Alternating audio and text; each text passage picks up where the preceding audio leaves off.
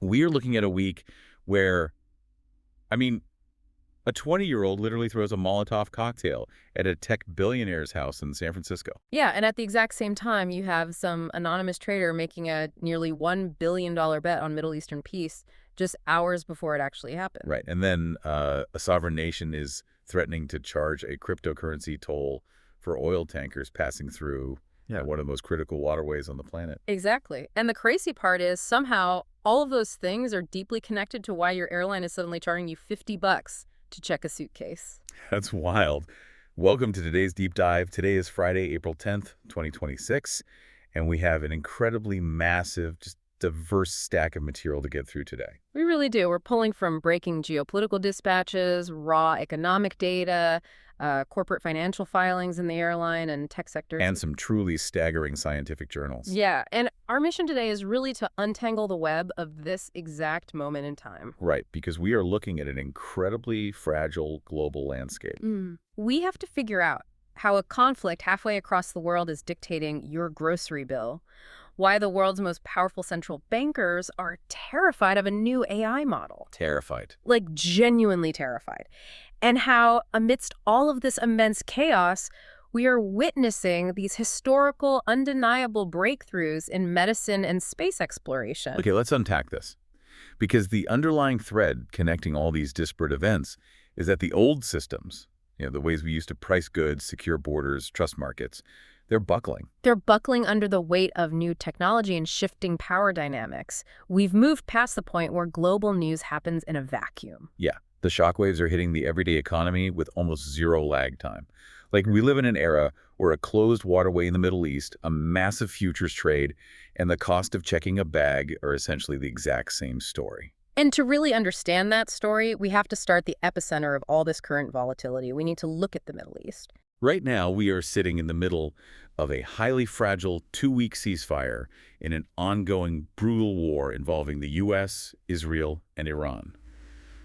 President Donald Trump just announced this pause in hostilities. And as we speak, there are these massive high-stakes negotiations happening in Islamabad, Pakistan. Right, and the choice of Islamabad is critical context here, isn't it? It is. Pakistan is serving as neutral ground, a facilitator trying to host two deeply entrenched sides, and the delegations sitting across from each other are absolute heavyweights. Okay, so who exactly is at the table? On the U.S. side, you have Vice President J.D. Vance leading the negotiations. He's operating alongside Special Envoy Steve Witkoff and Jared Kushner. Okay. And they are face-to-face with Iranian Parliament Speaker Ghalibaf and Iran's Foreign Minister Araghchi. And from everything we are reading in the sources, the demands being thrown across that table are completely irreconcilable right now. They are miles apart. They aren't even agreeing on the fundamental premise of what the ceasefire actually covers. Well, let's break down the specific sticking points. What is Iran demanding? So, Speaker Ghalibaf has drawn a very hard line. Iran is demanding two immediate concessions before they'll even entertain long-term talks.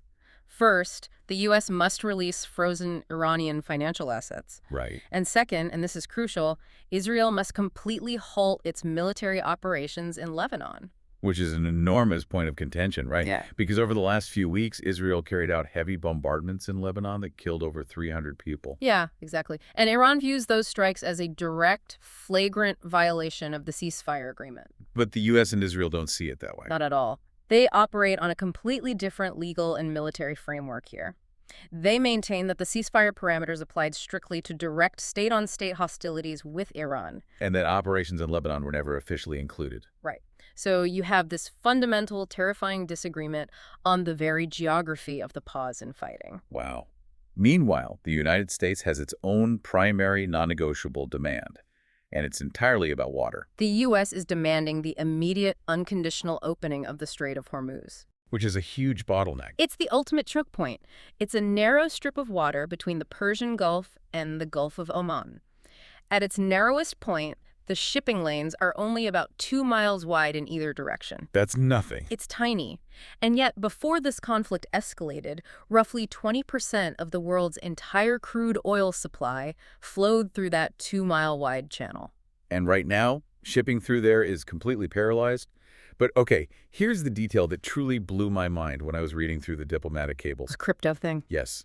Iran isn't just threatening to keep the waterway closed with military force. They're actually proposing to open it, but only if they can charge a toll to every single ship that passes through. And they don't want US dollars. Right. They are demanding payment in cryptocurrency.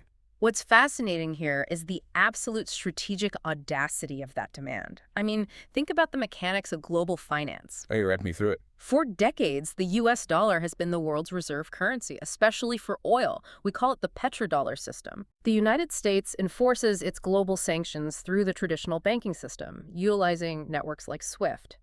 If a country violates a sanction, the US Treasury can essentially freeze them out of the global financial plumbing. So by demanding a toll in cryptocurrency, Iran is attempting to completely sidestep the U.S. Treasury. Precisely. You can't freeze a decentralized crypto wallet the way you can freeze a bank account at JP Morgan. Wow. Yeah, Iran is trying to leverage its physical control over a maritime choke point to force the creation of a shadow financial system that the U.S. cannot regulate. They want to use those untraceable crypto tolls to fund their own domestic reconstruction. It's essentially attempting to digitize piracy and rebrand it as a sovereign toll road. That is exactly what it is, and the reaction from the White House has been explosive. Yeah, President Trump took to Truth Social, explicitly warning Iran to abandon this fee scheme immediately. He said it violates the entire spirit of the Islamabad talks. And he's backing that up with a massive economic threat. He's promising to slap 50% tariffs on any nation found to be supplying weapons or material support to Iran. Which ratchets the tension up exponentially. But the problem is, the global economy is already bleeding out from the physical reality of the conflict. Yeah. The energy shock we're witnessing is profound, and it goes far beyond just the closure of the strait because infrastructure is actually being destroyed. Right. There are verified reports of massive Iranian attacks deep inside Saudi Arabia's energy sector. The scale of the disruption is staggering. We aren't talking about minor skirmishes. The strikes hit the east-west pipeline, which immediately severed roughly 700,000 barrels per day of output capacity. Wow. Then you layer on the separate, coordinated attacks on the Manifa and Karai's oil fields, which knocked out another 600,000 barrels per day. So overnight, you just have 1.3 million barrels of oil simply winked off the global supply chain. And you have to view that 1.3 million barrels in context. Global oil markets operate on the absolute margin. It's a delicate equilibrium. So when demand outpaces supply by even a tiny bit, The price doesn't just go up linearly, it spikes aggressively because buyers are panicking to secure whatever physical oil is left. right, So when you simultaneously obliterate production facilities and choke off the primary transit route for a fifth of the world's remaining oil, the market goes into a frenzy. which is why we watch Brent crude, which is the global pricing benchmark, skyrocket to $118 a barrel before finally settling down around $96. Exactly. And a spike like that doesn't just live on a trading terminal in New York or London. It has immediate, visceral consequences on the ground. The most striking example of this right now is what is happening in Ireland. Yeah. The situation in Ireland is the perfect microcosm to understand how macro geopolitics trickles down to civic unrest. Right, you have this massive coalition of farmers and haulers, truck drivers, logistics workers who have taken to the streets. And what's crucial is that they are acting completely outside of their official labor unions. This is a decentralized grassroots explosion of anger. Because when oil hits $118 a barrel, the cost of diesel fuel becomes totally ruinous for anyone whose livelihood depends on a tractor or an 18-wheeler. Exactly. They aren't protesting abstract foreign policy. They're protesting the fact that they literally cannot afford to turn the keys in the ignition and go to work. So they've escalated. They've used their vehicles to physically blockade 3 of Ireland's main oil refineries and distribution terminals. They've essentially paralyzed Dublin. Petrol stations across the country are running completely dry. The disruption is so severe that the Taoiseach, Michael Martin, gave a national address calling the blockades an act of national sabotage. He actually put the Irish military on standby to potentially clear the roads. And then you can feel the political panic rippling across Europe. UK Prime Minister Keir Starmer gave a very blunt interview this week. Yeah, he stated flatly that he is fed up with the reality that British families and small businesses are watching their monthly energy bills wildly fluctuate based entirely on the geopolitical maneuvering of Donald Trump and Vladimir Putin. It's this overwhelming sense of powerlessness.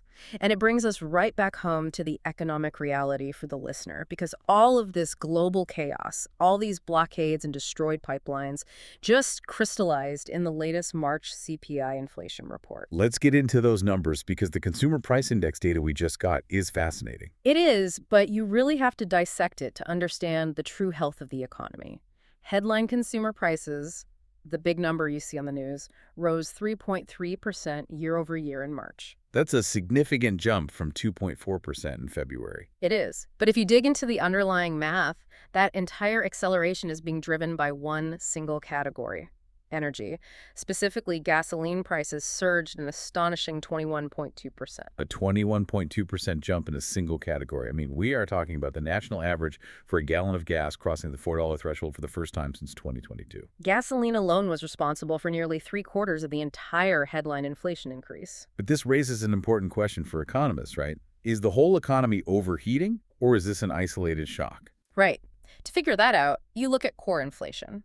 Core prices explicitly strip out the highly volatile food and energy sectors to give you a read on underlying structural inflation. And what did that show? For the month of March, core prices rose only 0.2%. Annually, core inflation is sitting at 2.6%, which actually came in below Wall Street forecasts. Oh, wow. So if you remove the geopolitical chaos in the Middle East from the equation, the actual structural inflation in the United States is cooling off. Yes. We are witnessing a massive decoupling of headline and core inflation. The underlying domestic economy is showing real signs of stabilization. Like what? Look at the specific data points. Egg prices, which were the absolute poster child for the inflation crisis a year ago, have plummeted 44.7% over the past year. We saw month-over-month price declines in used cars and medical care and personal care products. The structural fever is breaking. Okay, let me pause you right there, because I understand the economic theory. I understand why the Federal Reserve looks at core inflation to set interest rates. But let me speak for the listener for a second. When you tell me that core inflation is contained, it feels completely disconnected from reality. Because when I look at my credit card statement, everything still feels incredibly expensive. If it's just gas, why does my whole life feel pricier? That is the perfect pushback, and it highlights the flaw in relying too heavily on core metrics to understand human sentiment. The reality is, an energy shock never actually stays confined to energy. Because it touches everything. Exactly. Oil is the literal lifeblood of the entire global supply chain. It is the ultimate input cost. Walk me through the mechanics of that. How does the price of a barrel of crude oil bleed into the price of, like, a t-shirt or a box of cereal? Think about the physical journey of a product. Let's take that box of cereal. The farmer who grows the grain relies on diesel fuel to run their combine harvester. When diesel spikes 21%, the cost to harvest goes up. Right. Then that grain has to be transported via a freight train or 18-wheeler to a processing plant. That's more diesel. The plastic packaging inside the box, that's derived from petroleum. Once packaged, it gets loaded onto another truck to go to a regional distribution center, and then another truck to get to your local grocery store. So at every single touch point, the rising cost of energy acts as a multiplier. Exactly. When fuel prices rise, massive shipping carriers like Amazon, FedEx, and UPS immediately implement dynamic fuel surcharges on all their deliveries. The grocery store has to pay more to keep the lights on and the refrigerators running. So even if the underlying cost of the grain itself hasn't changed, the massive increase in the cost of moving that grain forces the retailer to raise the final shelf price. Right. Core inflation might strip energy out on a spreadsheet, but in the real world, energy costs bleed into the price of absolutely everything you buy. And it creates this incredible psychological whiplash, especially right now, right in the middle of tax season. The tax refund data we are seeing right now perfectly illustrates this whiplash. The IRS filing data shows that the average tax refund is up 11.1% compared to this exact time last year. Yeah, the average American getting a refund is receiving a check for $3,462. And that increase is a direct result of the new tax legislation pushed through by President Trump. Yeah. We are seeing the impact of the new deductions for tip income, the deductions for overtime earnings. And crucially, the massive increase to the state and local tax deduction cap, the SAL cap, which was raised from $10,000 to $40,000. So on paper, In a vacuum, millions of Americans are experiencing a noticeable financial windfall. The government is handing them a larger check than they expected. But the windfall is an illusion because, as macroeconomic analysts are aggressively pointing out, that extra money is being instantaneously vaporized at the gas pump. Right. If you get an extra $350 in your tax refund, but it now costs you $20 more every single time you fill up your car just to commute to work, that tax break doesn't improve your quality of life. You are treading water. And it triggers a domino effect across all of our financial institutions. Because of how the government calculates the cost of living, this sudden spike in energy is going to impact long-term entitlements. Yeah, Mary Johnson, a leading policy analyst, just revised her estimate for the 2027 Social Security Cost of Living Adjustment, the QOLA.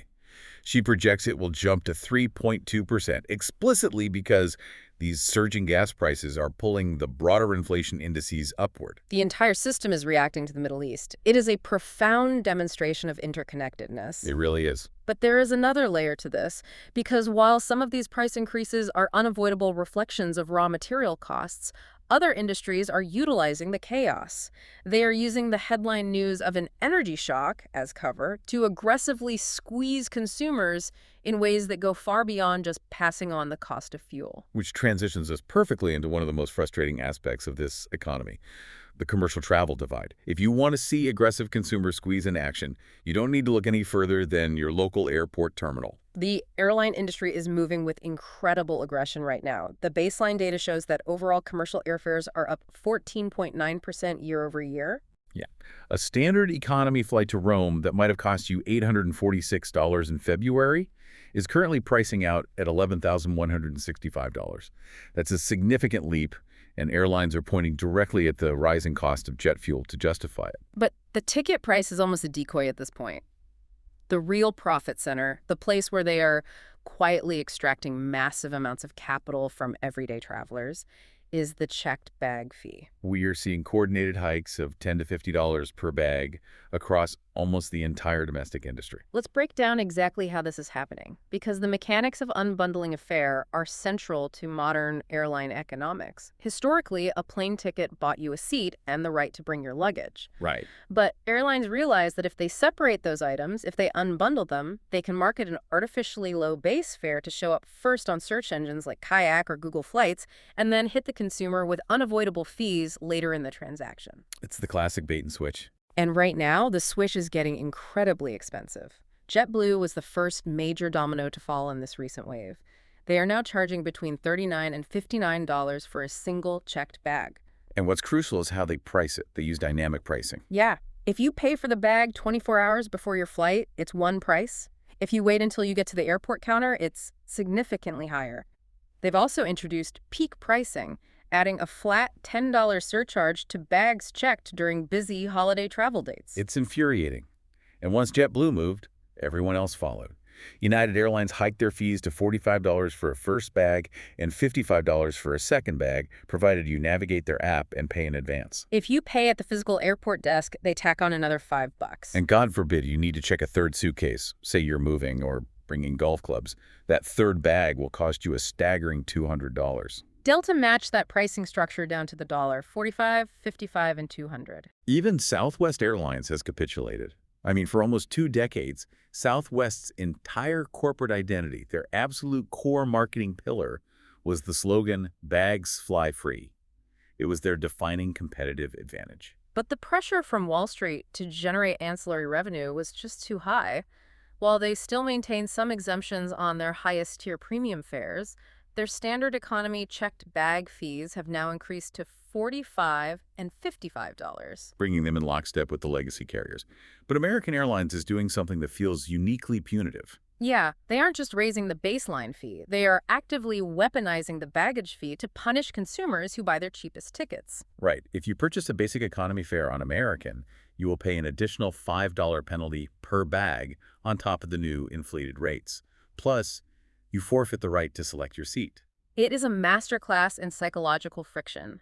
The entire architecture of the fare system is designed to make the cheapest ticket so thoroughly miserable and restrictive that the consumer essentially upsells themselves out of sheer frustration. Booking a simple flight right now requires the strategic planning of a military campaign. You have to navigate basic economy versus main cabin, prepayment discount windows, peak date surcharges, elite status tier exemptions. And this overwhelming complexity isn't an accident, it is the product. Because by making the standard commercial travel experience utterly intolerable, the airlines have successfully manufactured a massive captive market for a completely different financial product. The co-branded credit card. Exactly. Yes. Yeah. Let's unpack the real game being played here. When you look at the financial defense strategies people are employing to survive these fees, it all leads back to the banks. To understand the airline industry, you have to understand that major carriers are barely in the transportation business anymore. They are fundamentally credit card companies that happen to operate airplanes. Right. The loyalty programs, the frequent flyer miles, are the most valuable assets these companies own. They sell billions of dollars worth of miles to banks like Chase, Amex, and Citi, and the banks use those miles to entice you into signing up for their credit cards. So when the airline raises the bag fee to $45 each way, they aren't just trying to make $90 off your luggage. They're trying to make the $99 annual fee on their credit card look like a rational, money-saving investment. It's the privatization of convenience. The math is explicitly designed to force your hand. We can look at the specific card structures driving this. If you fly United, the United Explorer card waives the fee for the first year, then charges $150 annually. And in exchange, they waive the bag fee for you and a companion. Delta's Sky Miles Gold Amex operates on the same $150 tier, but waives bags for up to 8 companions on a reservation. JetBlue has the Plus card at $99. Southwest has the Rapid Rewards Plus at $99. American has the City Platinum Select at $99. The entire industry has standardized around this model. You either submit to the punitive fee at the airport counter, or you pay the bank a recurring subscription fee for the privilege of not being penalized. Now, it is worth highlighting one significant, consistent exemption to this entire system. Right, across the board, from Delta to Alaska Airlines, active duty, military personnel traveling on orders, and often even for personal travel, are exempt from these bag fees. Which is absolutely the right policy. But for the general public, it is a relentless financial squeeze. You are nickel and dimed at every turn. But here's where it gets really interesting. The contrast. Exactly. Because if you pan the camera away from the commercial terminal and look at the other side of the airport, you see a completely different universe. The contrast is jarring. While the average consumer is doing mental gymnastics to figure out if opening a new line of credit is worth it to avoid a $45 fee, the private aviation sector is undergoing an explosion of unprecedented, almost grotesque luxury. The ultimate manifestation of this divergence is happening right now in Augusta, Georgia, for the 2026 Masters Tournament. The statistics coming out of the private jet industry are staggering. To contextualize it, look at the macro trend. In 2025, private jet departures hit an all-time historical record of 3.9 million flights. We are talking about a 34% increase from pre-pandemic levels. The ultra-wealthy have permanently decoupled from commercial travel, and the Masters is the absolute Super Bowl for this industry. NetJets, which is the behemoth in the fractional jet ownership space, expects to manage over 775 individual flights into and out of Augusta over the course of the tournament weekend. That is a 40% volume increase from just last year. The logistical strain on the physical infrastructure is immense. The Augusta Regional Airport literally does not have the concrete space to park all these planes. They've had to clear out massive expanses of auxiliary tarmac just to create parking spots for 200 jets simultaneously. It is a billion-air traffic jam. And because demand is so inelastic, the airport has jacked up its special event fee to park a plane to $4,000. A $4,000 parking ticket for your Gulfstream. And the passengers don't even blink. Because the real competition isn't about the flight anymore. The airspace is saturated. The war between these private aviation companies is being fought on the ground in the hospitality suites. They are engaged in an arms race to provide frictionless, bespoke experiences the absolute second the client steps off the stairs at the jet. Vista Global, the parent company of VistaJet, has essentially taken over a sprawling mansion in the Westlake neighborhood of Augusta. They've rebranded it Vista House. The details inside Vista House are absurd. They have flown in Michelin-starred chefs to run the kitchen. They have custom-designed the ambient scent of the mansion using Le Labo fragrances. They're hosting private, intimate dinners and acoustic concerts featuring golf legends like Gary Player and Phil Mickelson, exclusively for their jet clients. And their competitors are trying to outspend them. Wheels Up, which is a private charter company now heavily backed by Delta Airlines, constructed an 11,000 square foot temporary pavilion just a 10-minute walk from the Augusta National Gates. They call it the Wheels Down Club. They are filtering 600 VIP guests a day through this structure, hosting curated caviar tastings led by Chef Jose Andres. You have corporate titans mingling in there, from Delta CEO Ed Bastian to Apple executive Eddie Q. And my favorite detail in all of this is what FlexJet decided to do.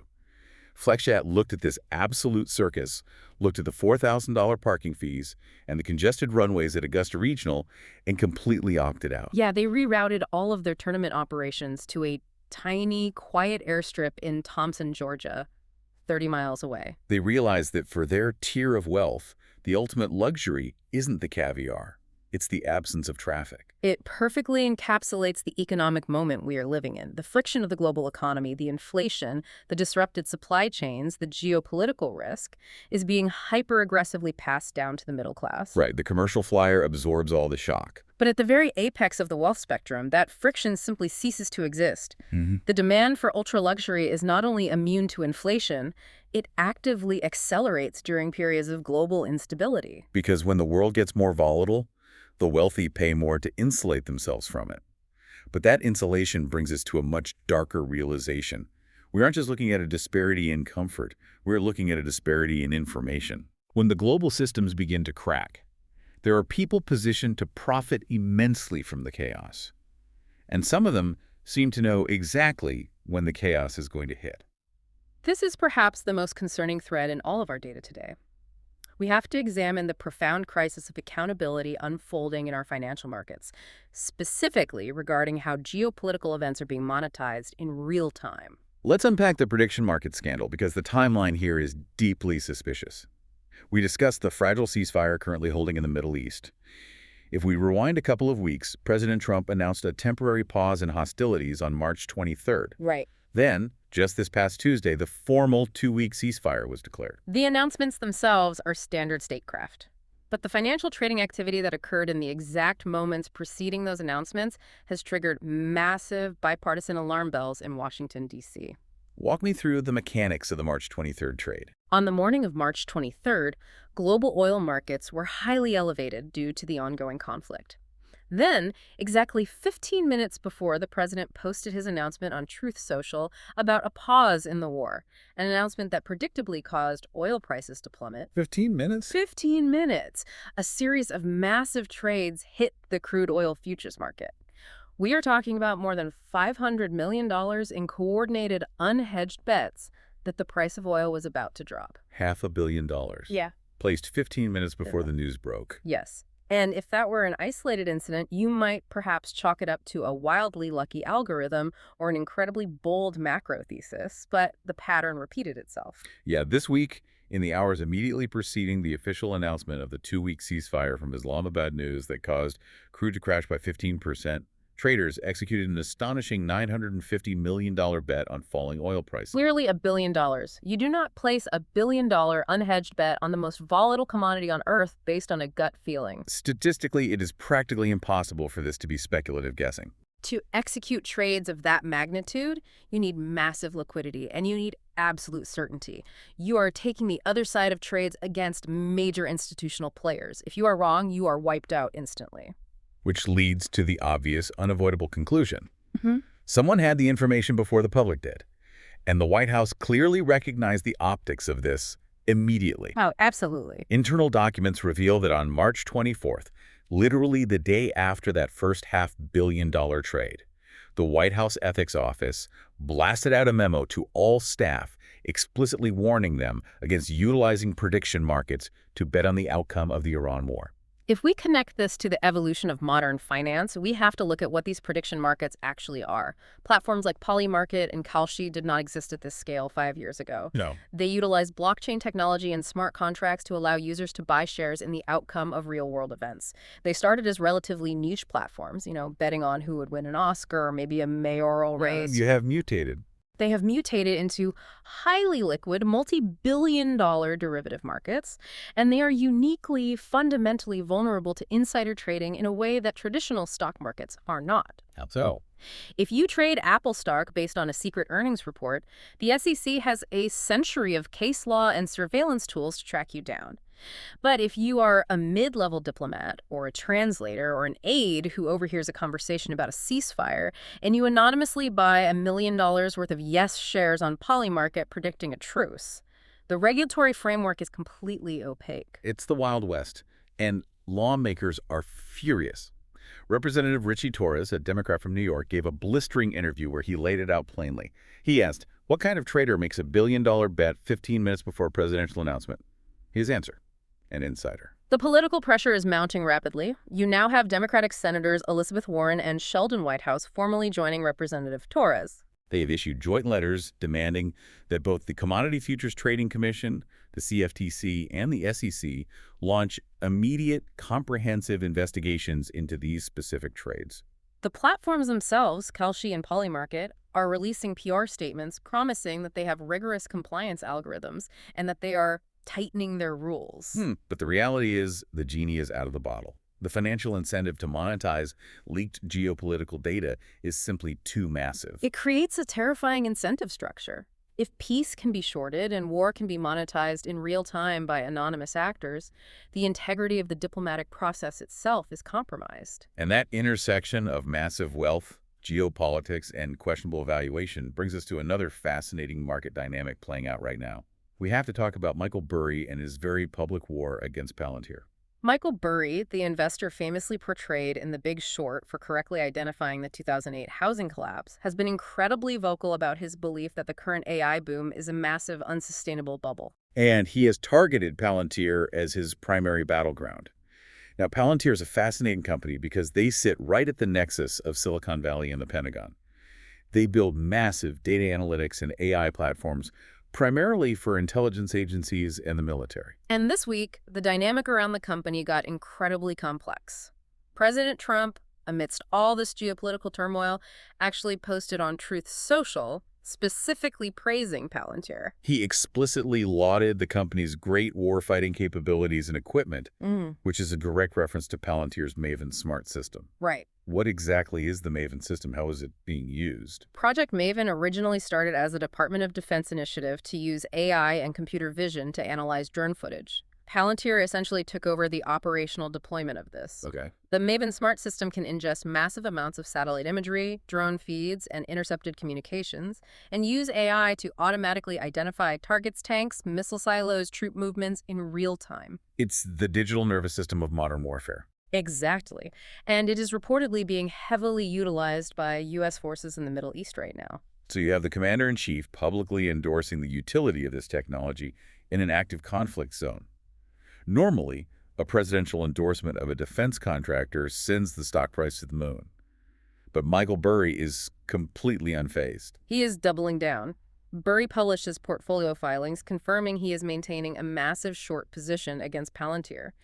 He is purchasing long-dated put options, specifically loading up on contracts expiring in December 2026 and June 2027. He's placing a huge leveraged bet that Palantir's stock is going to collapse. But how does he justify that when the government is actively using the product? Burry's thesis is that the market valuation is utterly divorced from the fundamental financial reality of the business. He acknowledges they have government contracts, but he argues the company is wildly overvalued based on its actual cash flow and profit margins. He believes the AI hype cycle has inflated the stock to more than double what it's actually worth. And the market might be starting to listen to him. Because despite the president's praise, Palantir's stock plummeted 14% this week. It is the ultimate standoff. You have the political and military establishment championing the necessity of AI defense tech, going head-to-head against a famous contrarian investor betting hundreds of millions of dollars that the entire sector is a financial illusion. But underneath both of these financial stories, the prediction markets and the tech valuations, is a deep systemic demand from the public for transparency and accountability. People are tired of watching billions of dollars move in the shadows while they struggle to pay for gas. And that demand for accountability is spilling out of the financial markets and directly into the halls of Congress and the justice system. The documents we reviewed detail a major procedural development regarding the long-standing, intensely public demands for answers in the Jeffrey Epstein case. This is a significant move. Representative James Comer, the chairman of the House Oversight Committee, formally announced that his committee will be organizing and hosting dedicated congressional hearings. And we are reporting this neutrally based on our sources. These hearings are explicitly designed to give the victims of Jeffrey Epstein a national public platform to testify about the systemic abuses they endured and the networks that enabled it. This is a major escalation in the pursuit of transparency.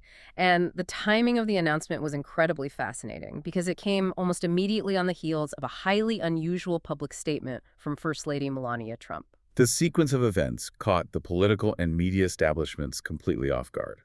The First Lady convened a press event specifically to demand that public hearings be held for the survivors. In her statement, she explicitly said she wanted to clear up lies and rumors that had supposedly been circulating, linking her name to the Epstein network. What was strange about this statement was that there didn't appear to be any recent mainstream media reporting or new allegations that would have prompted such a defensive posture. It seemed to come out of nowhere. It was bizarre enough that late-night host Jimmy Kimmel actually dedicated a segment of his monologue to it, making a joke about the abruptness of her demanding the lies end today, noting that he hadn't even heard the lies to begin with. But regardless of the catalyst or the political theater surrounding the announcement, the hearings themselves represent a very real, very serious investigative process moving forward. Chairman Comer outlined the schedule, noting that the public victim testimonies will commence only after the committee concludes a highly anticipated slate of closed-door depositions. And the witness list for those depositions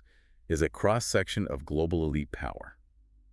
The committee has issued subpoenas and scheduled interviews with Microsoft co-founder Bill Gates, current Commerce Secretary Howard Lutnick, billionaire philanthropist Ted Waite, and Tova Knoll. Tova Knoll being one of the 2 Federal Bureau of Prisons guards who are on duty and allegedly sleeping and browsing the internet the night Jeffrey Epstein died in his cell at the Metropolitan Correctional Center in Manhattan. The committee is clearly trying to pull on every thread, from the billionaires who associated with him to the foundational security failures that allowed him to die before facing trial. There was also a highly anticipated deposition scheduled for former Attorney General Pam Bondi, but our sources indicate that her session was abruptly canceled by the Department of Justice, citing ongoing jurisdictional issues. So if you step back and look at the whole board, we have billion-dollar shadow bets placed minutes before war pauses. We have the military-industrial complex colliding with Wall Street short sellers. And we have a desperate, years-long fight just to get billionaires and prison guards to answer questions under oath about one of the most prolific trafficking rings in modern history. It paints a picture of a society where the guardrails of institutional trust have been completely dismantled. Exactly. How does the average citizen maintain any faith in the system when the systems themselves operate with such profound opacity? And that exact crisis of trust, that feeling that the powerful are building things they can't control, is currently exploding in the one sector that is supposed to define our future. Which brings us to the technological precipice. We are watching the artificial intelligence industry transition from a theoretical debate about ethics into a powder keg of physical violence and urgent national security threats. This is not just about chatbots writing bad poetry anymore. We're talking about literal physical attacks on the architects of this technology. Let's look at what just happened in San Francisco. A 20-year-old man was arrested by police after a genuinely terrifying escalation of anti-AI sentiment. The timeline of the attack is alarming. At roughly 4:00 a.m., the suspect approached the private residence of Sam Altman, the CEO of OpenAI. He ignited a Molotov cocktail, an improvised incendiary device, and hurled it at the property. A firebomb. He threw a firebomb at the house. The device struck an exterior security gate and caused a localized fire. Thankfully, the fire department responded quickly, and no one was physically injured. But the psychological threshold hadn't crossed, and the suspect's night wasn't over. About an hour after attacking Altman's home, the same individual traveled across the city directly to the corporate headquarters of OpenAI. He was apprehended by security and police while actively threatening to burn the entire facility to the ground. To understand an act of violence like this, you have to contextualize the incredibly pressurized environment surrounding OpenAI right now. This company is a pressure cooker. Right. Internally, Altman is facing massive, organized employee protests over the company's recent decisions to accept lucrative software contracts from the Department of Defense. The idealistic researchers feel the company is pivoting toward building digital weapons. And externally, Altman is fighting a brutal, highly publicized legal war with Elon Musk. Musk, who is an original co-founder of OpenAI, is suing Altman for $38 million. Musk alleges that Altman fundamentally manipulated him, soliciting massive early donations under the strict contractual promise that OpenAI would permanently remain a nonprofit research lab dedicated to open-source safety. Only to aggressively pivot into a closed-source, highly aggressive for-profit corporation the minute the technology became viable. So you have employees revolting over military contracts, billionaires suing over broken promises, and extremists throwing firebombs. The temperature around these AI labs is absolutely boiling. But what is truly terrifying is that the technology itself might actually warrant the panic. Which brings us to the most consequential release of the week. Anthropic, which is OpenAI's primary rival, just dropped a preview of their brand new AI model, officially named the Claude Mythos Preview. And the reaction to Mythos wasn't the usual Silicon Valley hype cycle of tech blogs writing glowing reviews. The reaction was outright, unadulterated panic at the highest levels of the United States government and the global financial sector. The sequence of emergency meetings triggered by this software release is genuinely unprecedented in modern economic history. Federal Reserve Chair Jerome Powell, the man who controls the money supply of the United States, alongside Treasury Secretary Scott Bessent, convened an urgent, unannounced meeting with the CEOs of the most powerful banks in the country. We are talking about the heads of Bank of America, Citi, Goldman Sachs, Morgan Stanley, and Wells Fargo, all being summoned. The only major power player absent was JP Morgan's Jamie Dimon. Central bankers do not call the masters of Wall Street into a room to discuss a software update unless they believe that software poses a systemic, existential threat to the plumbing of the financial system. And the government's response wasn't limited to the banks. Vice President J.D. Vance organized a separate high-security phone call with the absolute titans of the technology and cybersecurity industries. He had Dario Amodei, the CEO of Anthropic, on the line. He had Elon Musk, Google's Sundar Pichai, Sam Altman, Microsoft's Satya Nadella, alongside the chief executives of massive cybersecurity firms like CrowdStrike and Palo Alto Networks. Okay, we need to stop and ask the fundamental question. Why are they so terrified? What exactly does the Mythos model do that has the Treasury Secretary convinced it could break the banks? The terror stems from the model's offensive capabilities. When we think of AI, we usually think of generative text or images. But underneath that interface, these models are essentially massive pattern recognition engines. And code software architecture is just another pattern. Okay. Anthropic explicitly acknowledged that Mythos possesses highly advanced, deeply sophisticated offensive cyber capabilities. Meaning it can hack. It can automate the discovery and exploitation of zero-day vulnerabilities. Yep. Historically, to execute a massive cyber attack against a bank or a power grid, you needed a team of highly trained human hackers spending months probing for a weakness in the code. But a model like Mythos. A model like Mythos can ingest millions of lines of code, identify a flaw that no human has ever seen, and automatically write the malware to exploit it in a matter of seconds. Which lowers the barrier to entry for catastrophic cyber terrorism to near zero. Anyone with access to the model could potentially deploy nation-state level cyber weapons. Which is exactly why Anthropic did not release the full model to the public. They released Mythos in a severely restricted, limited capacity internally dubbed Project Glasswing. Dario Amodei, the CEO, was remarkably blunt. He publicly stated that if malicious actors were to exploit these capabilities without guardrails, the dangers are obvious. Anthropic actually briefed the intelligence community and the Treasury Department on the model's offensive potential before they even announced it. And we know this isn't just theoretical fear-mongering.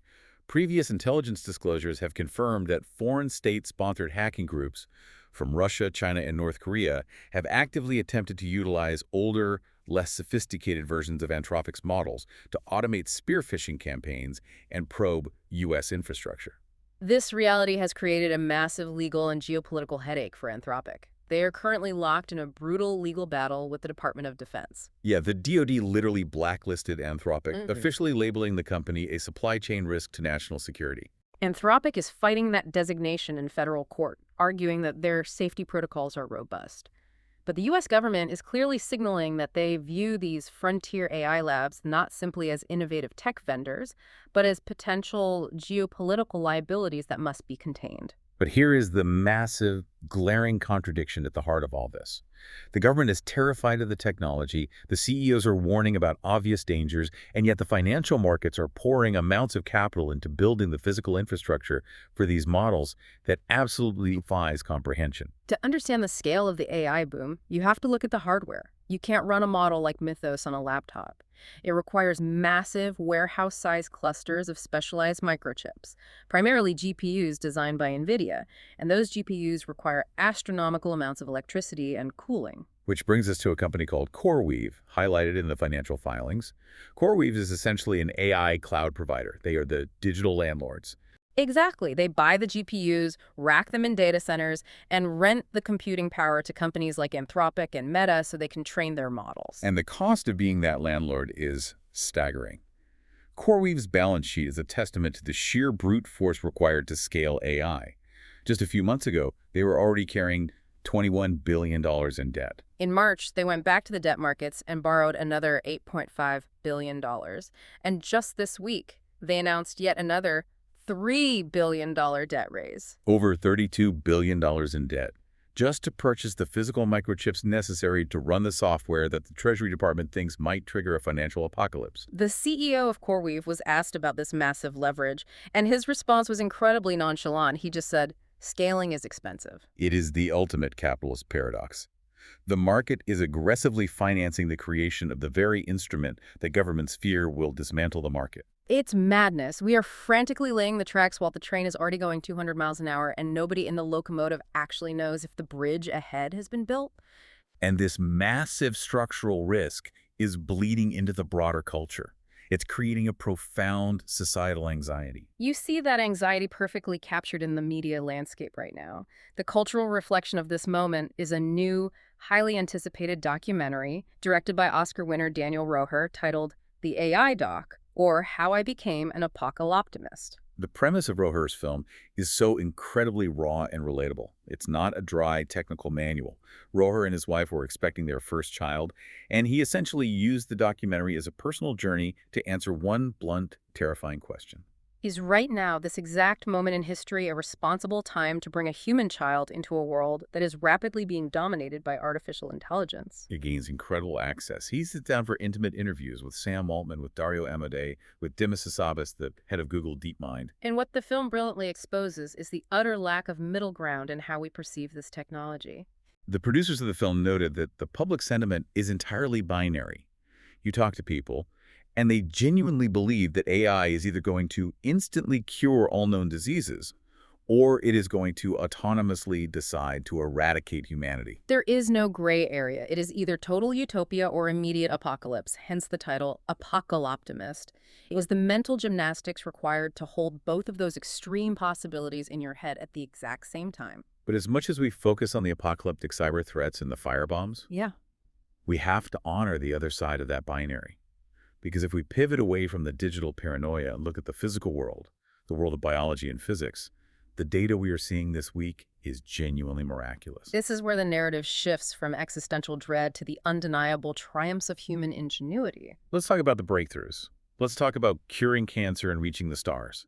Because amidst all the inflation and the geopolitical posturing, human beings are doing impossible things. Let's start with a development in oncology that could fundamentally alter the landscape of modern medicine.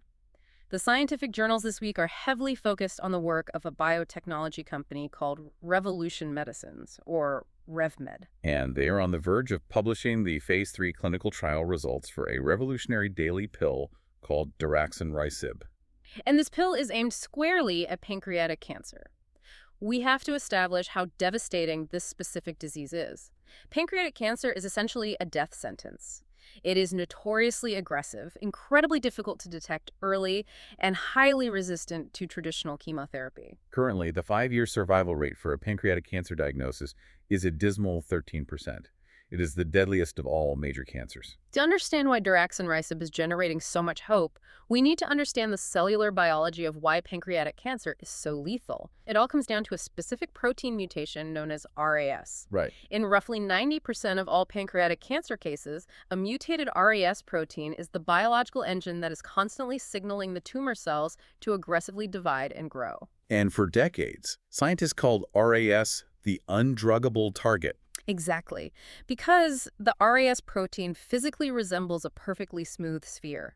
Most cancer drugs work by essentially finding a groove or a pocket on a mutated protein and locking into it, like a key into a keyhole, to shut the protein down. But because RAS is so smooth, Mm-hmm. the drugs literally couldn't find a place to attach. They would just slide right off. RevMed's breakthrough with daraxonrasib is that they essentially engineered a chemical grappling hook that finally allows the drug to bind to the smooth surface of the RAS mutation and shut off the engine. And we aren't just talking about abstract clinical data. We have a very visceral, high-profile human element to this story. Former Republican Senator Ben Sasse recently stepped away from public life and revealed that he had been diagnosed with stage 4 pancreatic cancer. His doctors initially gave him only months to live, but he managed to enroll in the experimental trials for daraxonrasib. And his results have been staggering. Since starting the daily pill, Sasse publicly reported that his tumor mass has shrunk by an astonishing 76%. The drug is doing exactly what the molecular biology predicted it would do. It is starving the cancer. But, and this is crucial to understand about cutting-edge medicine, it is a brutal, agonizing process.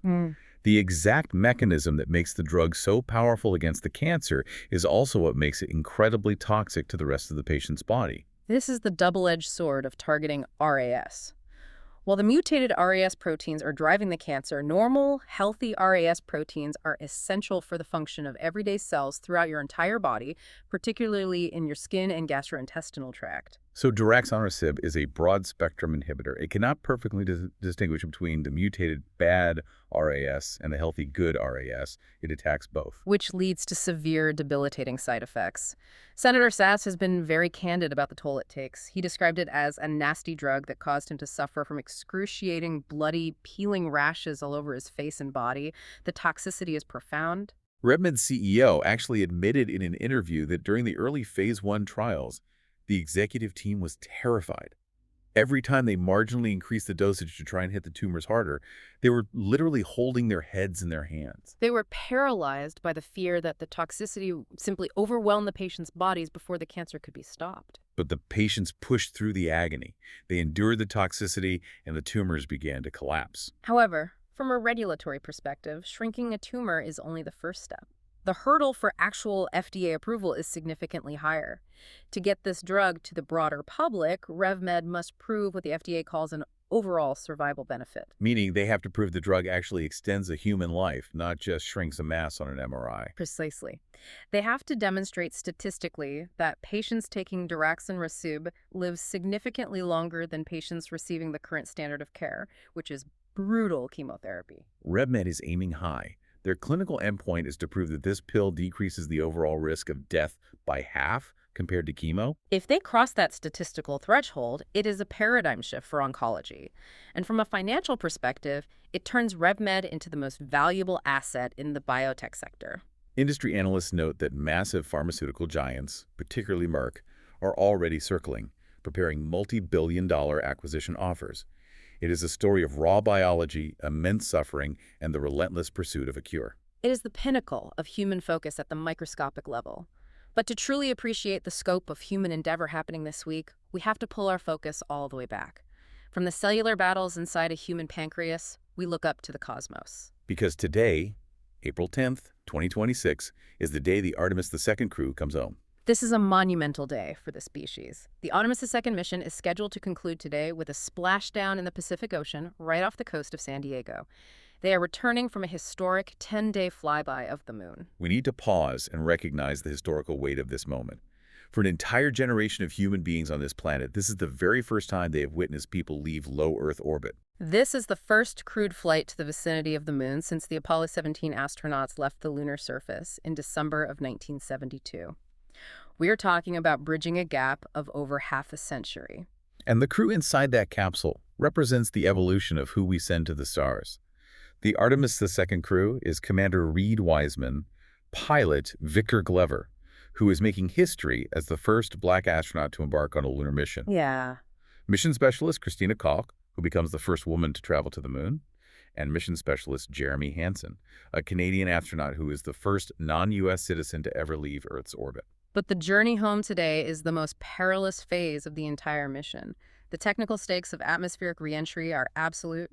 The crew is housed inside the Orion spacecraft, which they have proudly dubbed Integrity. As Integrity hits the upper layers of Earth's atmosphere today, it will be traveling at an incomprehensible speed of roughly 25,000 miles per hour. To bleed off that speed, the capsule basically uses the Earth's atmosphere as a giant brake pad.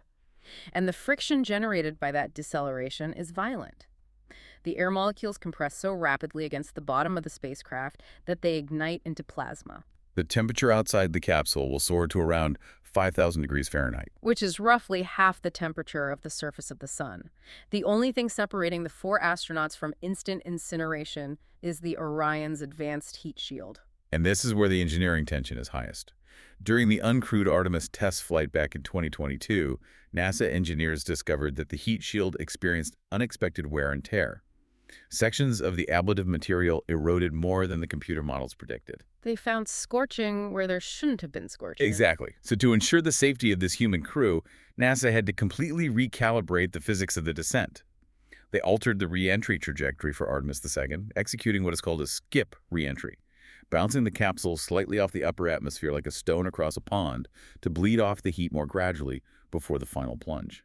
So today, they have to head that exact mathematical angle of descent, endure a harrowing 6-minute communications blackout while entirely engulfed in a ball of superheated plasma, and pray that the massive parachutes deploy flawlessly to lower them gently into the Pacific Ocean. It is the ultimate high-wire act of applied physics and human courage. It really is. And I was looking at the flight telemetry data. At the absolute apex of their trajectory, as they whipped around the far side of the moon, the Integrity capsule was exactly 252,756 miles away from Earth. They actually broke the human distance record set by the Apollo 13 crew. They were further away from home than any human beings have ever been. Imagine the perspective from that window. To be 250,000 miles away, looking back at this tiny, fragile blue marble suspended in the blackness, knowing that down there, on that little sphere, people are fighting brutal wars over shipping lanes, hauling Molotov cocktails to tech campuses, panicking over inflation and AI, and fighting desperately for their lives in cancer wards. All that chaos, all that noise contained on that one silent dot. It forces a massive recalibration of what actually matters. It is a necessary dose of extreme perspective. Which it truly is. And that, I think, is the perfect place to pull this massive deep dive together. We have covered an astonishing amount of ground today. We have. If we synthesize everything we've analyzed, the overarching theme is interconnected volatility. We started by tracing the physical mechanics of a geopolitical standoff in Islamabad. We saw how a refusal to compromise over Lebanon and the Strait of Hormuz immediately translated into destroyed pipelines in Saudi Arabia. We tracked how those destroyed pipelines removed 1.3 million barrels of oil from the market, causing a price spike that gridlocked the streets of Dublin with angry farmers and drove a 21% surge in American gasoline prices, ultimately eating the tax refunds of millions of middle-class families. We analyzed how the commercial travel industry weaponizes that same inflation, using it as cover to aggressively unbundle ticket prices, hiking baggage fees to $50 to force passengers into a labyrinth of co-branded credit card debt, all while the ultra-wealthy bypass the friction entirely, paying $4,000 parking fees to eat caviar at the Masters tournament. We stared into the incredibly dark reality of a financial system where anonymous actors can leverage insider geopolitical data to place billion-dollar bets on prediction markets minutes before a war pauses. And we saw that same demand for accountability driving the fight to depose billionaires and prison guards regarding the Jeffrey Epstein network. We confronted the boiling point of the artificial intelligence sector, examining the terrifying reality of the Mythos model's cyber capabilities, the physical violence directed at OpenAI's CEO, and the staggering $30 billion debt accumulation required just to power the hardware that is causing this panic. And finally, we found genuine hope in the undeniable resilience of human beings. From the agonizing, heroic trials of patients utilizing daraxonrasib to shrink pancreatic tumors, to the Artemis II astronauts riding a fireball through the atmosphere after touching the dark side of the moon. It is an overwhelming amount of data, but the purpose of exploring it in this depth is to replace anxiety with agency. When you understand the underlying mechanics, how the crypto toll affects the petrodollar, how the RAS mutation binds to a drug, how the unbundled airline fare drives the credit card market, you are no longer just reacting to the headlines. You possess the context to anticipate the shifts. Exactly. Knowledge is the only insulation against chaos. You aren't just swiping your card at the airport or the gas pump in blind frustration anymore. You understand the intricate global machinery that set that price. And as we wrap up, I want to leave you with a thought to mull over this weekend. Yeah. We spent a massive portion of today discussing our increasing reliance on complex algorithms. We have prediction markets turning the tragedy of global conflict into a frictionless automated casino.